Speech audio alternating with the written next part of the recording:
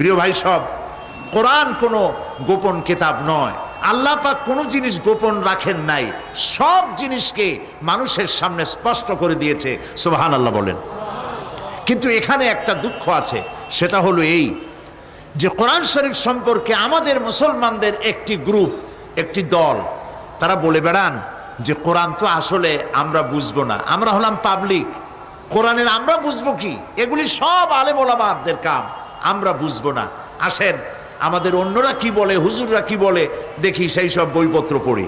প্রিয় ভাই সব, বুজুর্গরা মুরব্বীরা যে কথা বলেন সে কথা যে সঠিক তা বোঝার জন্যই তো কোরআন প্রয়োজন। কোরআনই যদি না বুঝলেন তাহলে তারা আপনাদেরকে বিভ্রান্ত করছে কিনা সেটা তো আপনি বুঝতে পারবেন না। কথা ঠিক কিনা বলেন? এখন কোরআন বোঝা যারা বলেন যে এটা কোরআন বোঝা সহজ নয়, কঠিন, আমার চিন্তায় এই লোকগুলি